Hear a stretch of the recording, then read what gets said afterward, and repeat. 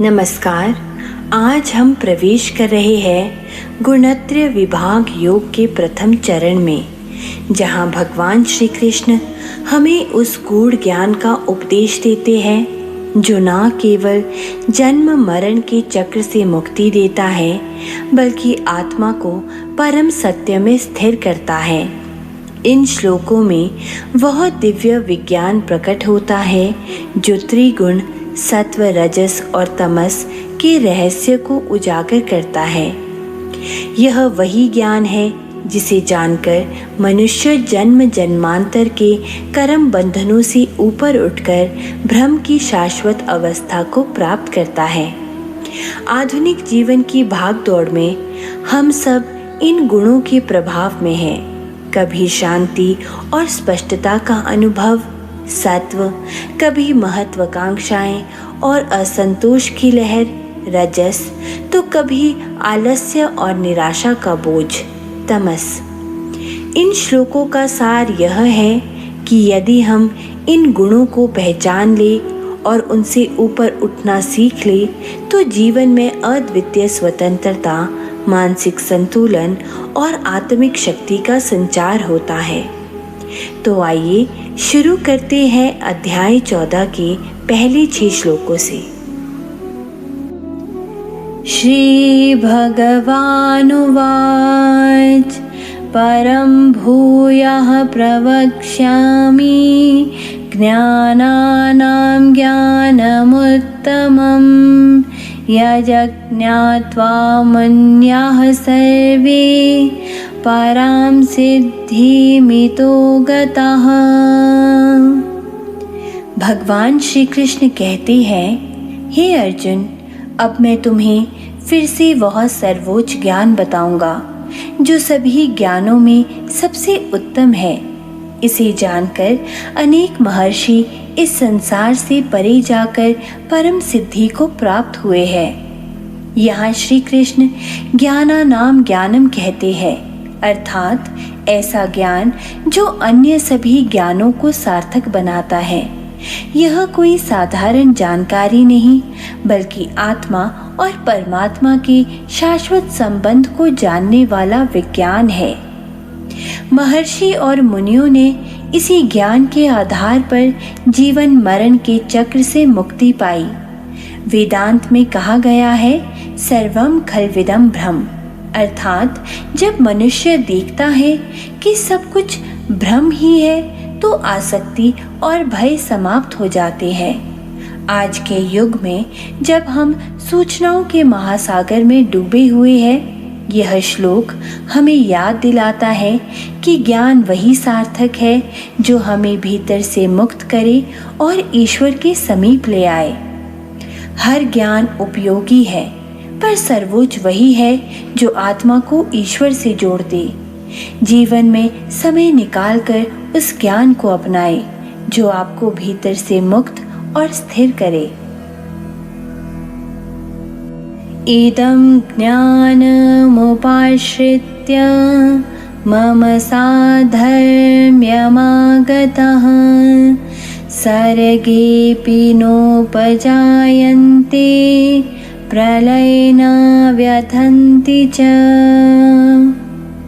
इस ज्ञान को अपनाकर साधक मेरी दिव्य प्रकृति को प्राप्त होते हैं।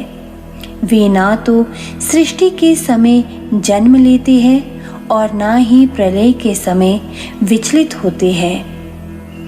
मम साधर्म्यमागतः का अर्थ है जो मेरी प्रकृति अर्थात नित्य, अजर, अमर, निर्लेप स्वरूप को प्राप्त हो जाते हैं। ऐसे ज्ञानी जन्म और मृत्यु के चक्र से ऊपर उठ जाते हैं। वे समय और परिवर्तन के प्रभाव से परे होते हैं। उपनिषदों में इसे अमर तत्व कहा गया है, मृत्यु से परे की अवस्था। आज की दुनिया में जहां लोग परिस्थितियों और बदलाव से भयभीत रहते हैं, यह शिक्षा हमें स्थिरता और निर्भयता का मार्ग देती है। जब आप अपनी पहचान आत्मा में स्थिर कर लेते हैं, तब समय, परिवर्तन और भय आपको छू भी नहीं सकते। मम योनिर्महद्ब्रह्मा तस्मिन् गर्भं दधाम्यहं सम्भवः सर्वभूतानां ततो भवति भारत। हे भारत, मेरा महद ब्रह्म ही सबका गर्भ है। उसी में मैं बीज रूप में स्थित रहता हूँ और उसी से सभी प्राणियों का जन्म होता है।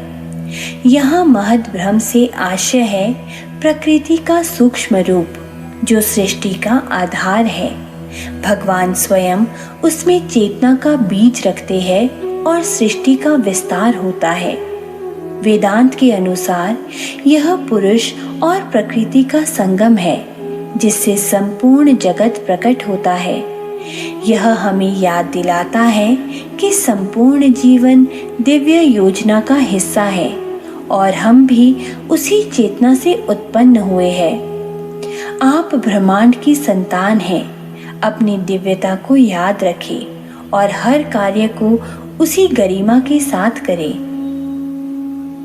सर्वयोनिषु कौन्तेय मूर्तयः सम्भवन्ति यः तासां ब्रह्ममहद्यो निरहं बीजप्रदः पिता।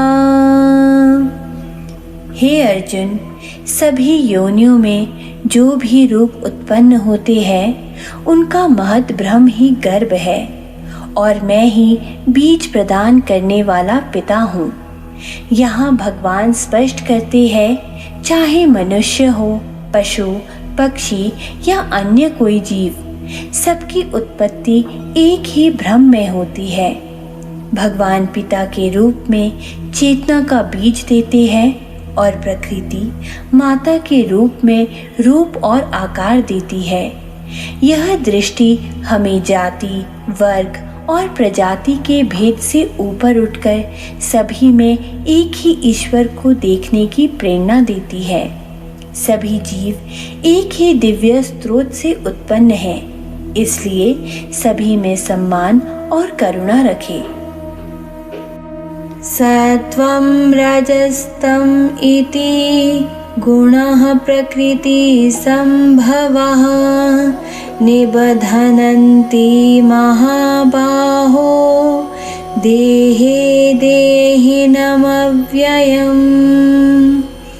हे महाबाहो, सत्व, रज और तम ये 3 गुण प्रकृति से उत्पन्न होते हैं और ये अविनाशी आत्मा को शरीर में बांध देते हैं। त्रिगुण ही संसार के बंधन का कारण है। सत्व प्रकाश, ज्ञान और शांति देता है पर आसक्ति पैदा कर सकता है। रजस क्रियाशीलता और इच्छा जगाता है पर लालसा और अशांति भी लाता है। तमस अज्ञान और आलस्य लाता है पर विश्राम का भी स्रोत है।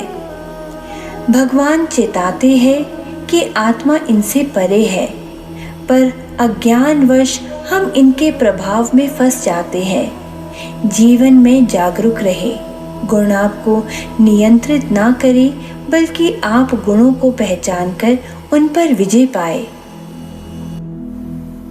तत्र सत्वं निर्मलत्वात् प्रकाशकमनामयम् सुखसंगेन बध्नाति ज्ञानसंगेन चानघ।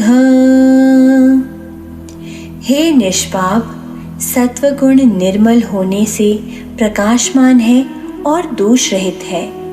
यह सुख से और ज्ञान से आसक्ति उत्पन्न करके बांधता है। सत्वगुण श्रेष्ठ है, पर यह भी बंधन का कारण बन सकता है, क्योंकि सुख और ज्ञान में भी आसक्ति आ सकती है। वेदांत में इसे सुवर्ण श्रृंखला कहा गया है, जो सुंदर होते हुए भी बंधन ही है। आध्यात्मिक साधना का लक्ष्य केवल सत्व में रहना नहीं, बल्कि उससे भी ऊपर उठना है। सुख और ज्ञान अच्छे हैं, पर उनमें आसक्ति भी एक सूक्ष्म बंधन है। साधना का लक्ष्य उससे भी परे जाना है। इन प्रारंभिक श्लोकों ने हमें यह संकेत दिया कि जीवन की डोर केवल हमारे हाथ में नहीं है। इसे ये अदृश्य 3 गुण संचालित करते हैं, परंतु जिसने इनका स्वरूप जान लिया वह इनके बंधनों से मुक्त होकर अपनी चेतना को ईश्वर में स्थिर कर सकता है। याद रखिए, सत्व हमें प्रकाश देता है, पर उससे भी ऊपर उठना है।